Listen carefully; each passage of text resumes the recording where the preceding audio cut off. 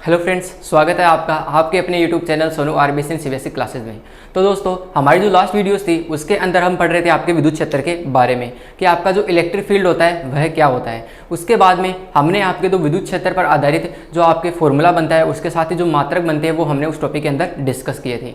फिर हमारा जो आगे का वीडियो था उसके अंदर हमने पढ़ा था उस पर आधारित आपके न्यूमेरिकल्स। तो हमने आपके दो एग्जाम्पल्स जो आपके बुक के अंदर दिए गए थे आपके विद्युत क्षेत्र पर आधारित, वो हमने सोल्व किए थे। तो अगला जो आपका टॉपिक है वो है आपका विद्युत क्षेत्र रेखाएं। इसे विद्युत बल रेखाएं भी कहते हैं। तो पहले डिस्कस करते हैं कि आपका जो विद्युत क्षेत्र रेखाएं होती है या फिर जो विद्युत बल रेखाएं होती है वह क्या होती है।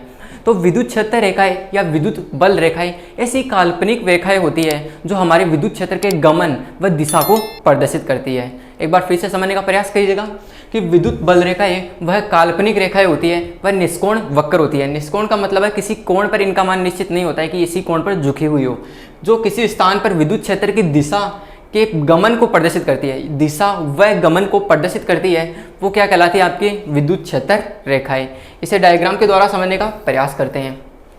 तो जैसे कि जब हमने आपके विद्युत क्षेत्र वाला जो टॉपिक था वो जब हमने पढ़ा था उसके अंदर हमने डिस्कस किया था कि आपके जो अगर धनावेश होता है उसके कारण विद्युत क्षेत्र जो होता है उसकी दिशा किस ओर होती है? बाहर की ओर होती है। तो ये हमने इसकी दिशा बाहर की ओर दर्शा दी।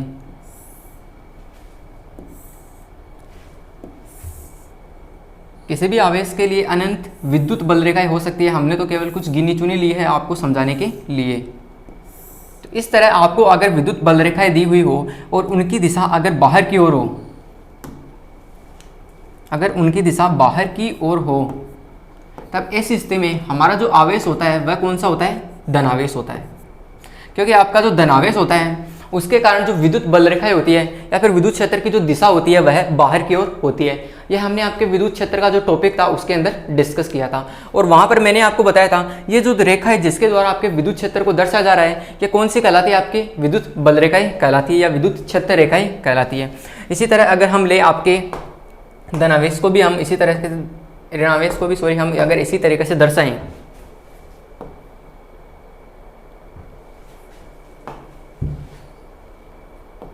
जैसे कि ये आपका एक ऋणावेश हमने ले लिया, तो इसके लिए जो आपके विद्युत बल रेखाएं होगी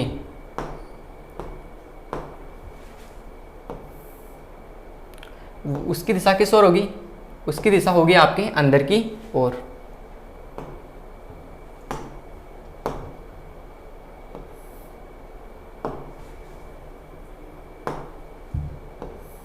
तो ऋणावेश के कारण जो विद्युत बल रेखाएं होती है उसकी दिशा आपके अंदर की ओर होती है और धनावेश के लिए विद्युत बल रेखाओं की दिशा बाहर की ओर होती है। तो ये हमने हमारे विद्युत बल रेखाओं की दिशा इस और इसके अंदर की ओर दर्शा दी।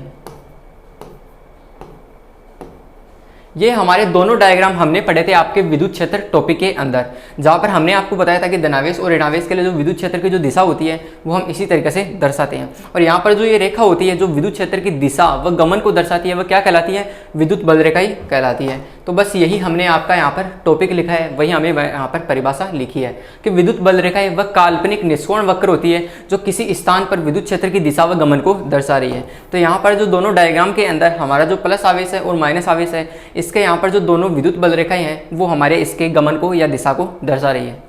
इसके अलावा आपकी जो विद्युत बल रेखाएं होती है इसके कुछ अन्य गुणधर्म भी होते हैं। जिस प्रकार की अगर हमारे पास कोई विद्युत बल रेखाएं होती है, जैसे मान लेते हैं कि ये हमारे पास एक विद्युत बल रेखा है, इसके ऊपर खींची गई स्पर्श रेखा हमारे विद्युत क्षेत्र की दिशा को दर्शाती है। जैसे कि अगर मैं इसके ऊपर एक स्पर्श रेखा खींच देता हूँ तो ये हमारे इसी रेखा के ऊपर ही बन जाएगी, यानी इसी के ऊपर ही हो जाएगी। हो सकता है इसकी थोड़ी साइज बढ़ जाए इस रेखा की ओर। तो इसके कारण जो हमारे विद्युत क्षेत्र की जो दिशा होगी वो हम इसके द्वारा बता सकते हैं। अगर मैं इसके ऊपर एक स्पर्श रेखा खींचता हूँ तो या तो उसकी जो दिशा होगी वह या तो इस ओर होगी या फिर इस ओर होगी, लेकिन यहाँ पर हमारा ऋणावेश दिया गया है तो इसकी दिशा इसके अंदर ही होने वाली है। इसके साथ ही आपका जो धनावेश होता है उसकी विद्युत बल रेखाएं आपके बाहर की ओर होती है और जो ऋणावेश होता है उसके जो बल रेखाएं होती है विद्युत बल रेखाएं उसकी दिशा किस ओर होती है? उसकी दिशा अंदर की ओर होती है।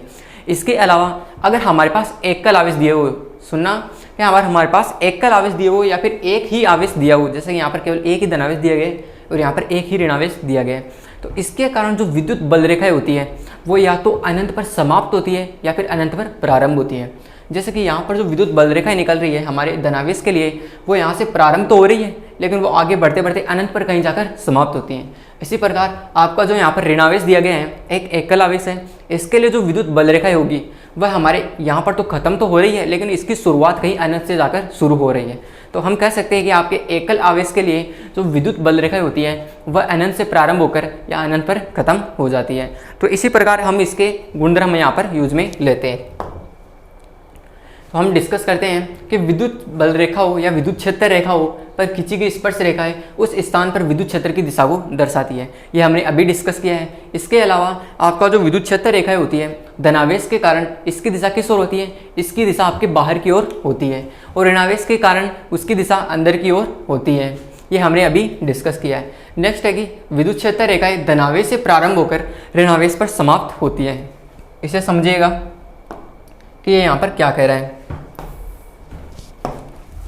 जैसा कि मान लेते हैं कि हमारे पास कोई एक निकाय है, इसके अंदर आपके बहुत सारे आवेश हो सकते हैं। हमने केवल दो आवेश माने हैं, एक तो यहाँ पर प्लस आवेश है और एक यहाँ पर माइनस आवेश है। ये हमने यहाँ पर दो आवेश हमने मान लिए, ठीक है। हमने अभी पढ़ा है कि आपके प्लस आवेश के कारण जो विद्युत बल रेखाएं होती है उसकी दिशा बाहर की ओर होती है, यानी ये इसकी दिशा बाहर की ओर होती है।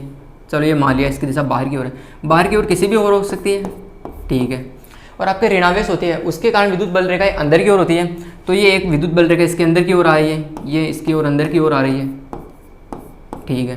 तो अगर हम अन्य बल रेखाओं को ध्यान में रखकर केवल इसी बल रेखा पर फोकस करें तो हम ये कह सकते हैं कि आपके जो धनावेश के कारण अगर हमारे पास दो आवेश उपस्थित है, एक धनावेश और ऋणावेश, तो उनके मध्य में जो बल रेखाएं होगी वह धनावेश से प्रारंभ होकर ऋणावेश पर खत्म होती है। यानी हमें पता है कि प्लस के कारण जो हमारी बल रेखाएं निकलती है वो बाहर की ओर निकलती है और ऋणावेश के लिए हमारी जो बल रेखाएं होगी वो इसके अंदर की ओर गमन करती है। तो ये दोनों के कारण हमारी जो विद्युत बल रेखा है वो दोनों के लिए लागू हो रही है। तो इस प्रकार हम कह सकते हैं कि जो हमारे बल रेखाओं की जो दिशा होगी वह प्लस से माइनस होने वाली है। इसी प्रकार आपके जो विद्युत क्षेत्र की दिशा होगी वो भी कुछ इस तरह से होने वाली है। तो ये था हमारा टॉपिक कि विद्युत क्षेत्र रेखाएं धनावेश से प्रारंभ होकर ऋणावेश पर समाप्त होती है। यदि आवेश एकल हो तो अनंत से प्रारंभ होकर अनंत पर समाप्त हो जाती है। यह हमने अभी डिस्कस किया कि अगर हमारे पास जो आवेश होते हैं वह यहाँ पर एकल हो या फिर एक आवेश हो तो उसके लिए हमारे पास जो विद्युत बल रेखाएं होती हैं वो अनंत से समाप्त होती है या फिर अनंत से प्रारंभ होती है। वो हमने अभी अच्छी तरीके से समझने का प्रयास किया था। नेक्स्ट आपका जो गुणधर्म है विद्युत बल रेखाओं के लिए वो है कि विद्युत बल रेखाएं जिस क्षेत्र में पास पास होती है वह क्षेत्र प्रबल विद्युत क्षेत्र होता है। तो यानी कि जहाँ पर आपके आवेशों के नज़दीक विद्युत बल रेखाओं की भरमार होती है या फिर वहाँ पर नज़दीक में होती है विद्युत बल रेखाएं, वहाँ पर आपका जो विद्युत क्षेत्र होता है वह प्रबल विद्युत क्षेत्र होता है। इसके अलावा इसके विपरीत अगर हमारी जो विद्युत बल रेखाएं होती है वह अगर दूर दूर स्थित हो तब ऐसी स्थिति में हमारा जो विद्युत क्षेत्र होता है वह हमारा दुर्बल विद्युत क्षेत्र कहलाता है। हमारा नेक्स्ट पॉइंट है कि विद्युत बल रेखाएं हमेशा समांतर होती है। ये हमने अभी इसके अंदर देखा कि हमारी जो विद्युत बल रेखाएं होती है वह क्या होती है? समांतर होती है।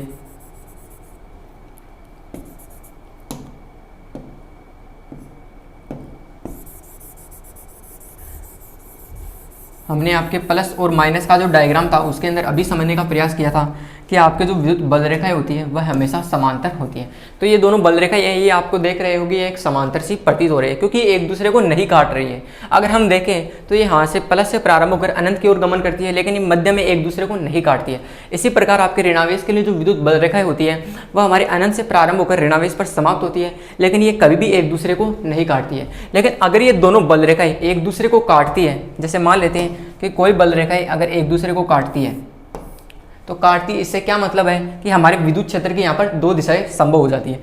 या तो अगर मैं कह सकता हूँ कि यहाँ पर एक तो विद्युत क्षेत्र रेखा इस ओर होगी और एक इस ओर हो जाएगी, जो कि पॉसिबल है नहीं क्योंकि हमारे पास अगर प्लस हो और यहाँ पर प्लस हो तो उसकी जो विद्युत बल रेखाएं होगी वो हमारे पास दूर हटने का प्रयास करती है, हमारे प्लस से भी दूर हटने का प्रयास करती है लेकिन कभी भी एक दूसरे की ओर नहीं बढ़ती है। इसके अलावा यहाँ पर अगर दो विद्युत बल रेखाएं एक दूसरे को काट रही है तो इसका मतलब ये, अगर हम एकल आवेश की बात करें तो इससे ये प्रूफ होता है कि हमारे पास जो एकल आवेश होता है उसकी यहाँ पर दो दिशाएं संभव हो जाएगी, जो कि हमारे पास पॉसिबल हो नहीं सकता, क्योंकि हमारे पास एकल आवेश से हमारे पास इस ओर ही विद्युत बल रेखाएं निकल सकती है। ये इसके लिए हमारे पास एक अन्य आवेश उपस्थित होना आवश्यक है। तो ये हमारे पास यहाँ पर ये प्रूफ होता है कि विद्युत बल रेखाएं एक दूसरे को कभी नहीं काटती है, क्योंकि यहाँ पर कटान बिंदु पर हमारे पास दो विद्युत क्षेत्र उत्पन्न हो जाएंगे, जो कि हमारे पास संभव हो ही नहीं सकता।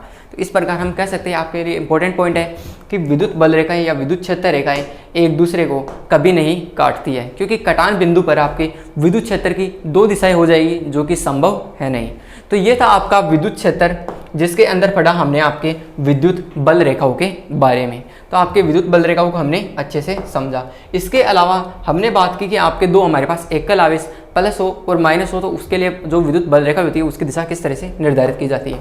लेकिन अगर हमारे पास दो आवेश उपस्थित हो, सेकंड कंडीशन हम ले लेते हैं दो आवेशों के लिए, दो आवेशों के लिए, दो आवेशों के लिए, कि अगर हमारे पास दो आवेश उपस्थित हो तो उसके लिए हमारे पास जो विद्युत क्षेत्र रेखाएं होती है या विद्युत बल रेखाएं होती है उसका निर्धारण हम किस तरीके से करते हैं, या फिर उसका निरूपण हम किस तरीके से करते हैं।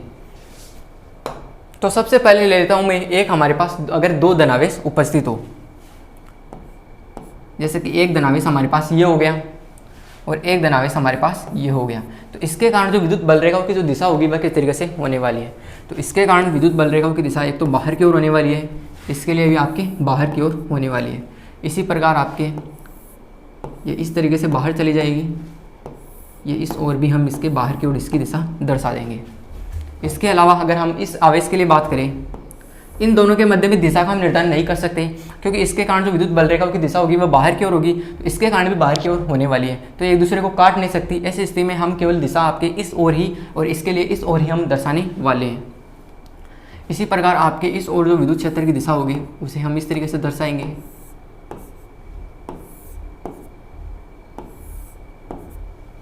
अगर हम अंदर की ओर दर्शाना चाहें तो वो हम केवल इस तरीके से ही दर्शा पाएंगे। अगर बात करें इस आवेश के लिए, तो इस आवेश के लिए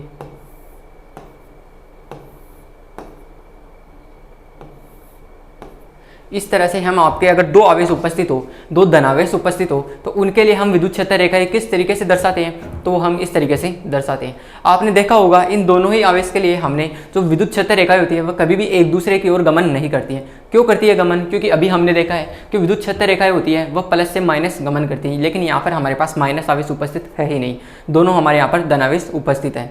तो अगर हम एक कंडीशन ओ लेते हैं, जब हमारे पास एक धनावेश उपस्थित हो और एक हमारे पास एक ऋणावेश उपस्थित हो, तब किस तरीके से गमन होता है। तो ये हमने एक धनावेश ले लिया और एक हमने यहाँ पर ऋणावेश ले लिया, तब इन दोनों के मध्य में जो आवेश का गमन होता है वह किस तरीके से होता है।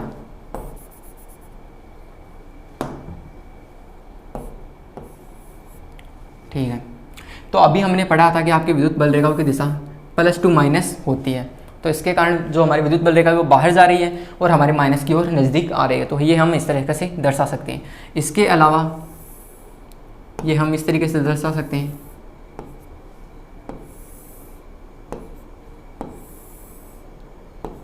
जो कि हमारे पास प्लस से माइनस की ओर गमन कर रही है। इसके अलावा अगर हम केवल प्लस आवेश की बात करें तो इसके कारण विद्युत बल रेखा बाहर की ओर, और अगर हमारे पास ऋणावेश के लिए जो विद्युत बल रेखा होगी वो इसके अंदर की ओर होने वाली है। ये हमारे पास इसके बाहर की ओर दिशा हो जाएगी। इसी प्रकार अगर आपकी बात की जाए ऋणावेश के लिए तो इसकी दिशा इसके अंदर की ओर होने वाली है,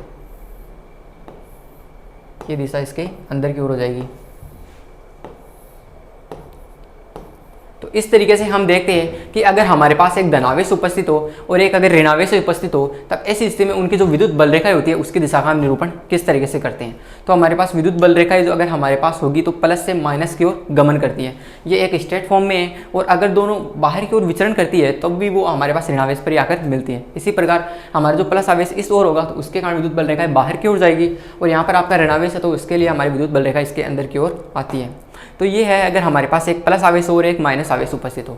लेकिन अगर हमारे पास प्लस आवेश ही हो केवल, तो ऐसी स्थिति में जो विद्युत बल रेखा होती है उसका निरूपण हम इस तरीके से करते हैं। तो ये पढ़ा हमने आज का टॉपिक आपका विद्युत बल रेखाएं, कि आपका जो विद्युत बल रेखा होती है वह क्या होती है, और इसके अलावा इसके कुछ महत्वपूर्ण हमारे गुणधर्म थे उसका हमने अभी अध्ययन किया। और फिर अंत में हमारे पास एकल आवेशों के लिए हमने डायग्राम बनाए। इसके साथ ही अगर हमारे पास दो आवेश उपस्थित हो, अगर प्लस आवेश उपस्थित हो, तो उसके लिए हमारे पास विद्युत बल रेखा को हम किस तरीके से दर्शा सकते हैं, और इसके अलावा हमारे पास एक धनावेश और एक ऋणावेश उपस्थित हो तो उसके लिए हम विद्युत बल रेखा को किस तरीके से दर्शा सकते हैं, ये अभी हमने डिस्कस किया। तो आज की वीडियो में इतना ही, मिलते हैं आपसे जल्दी नेक्स्ट क्लासेज में।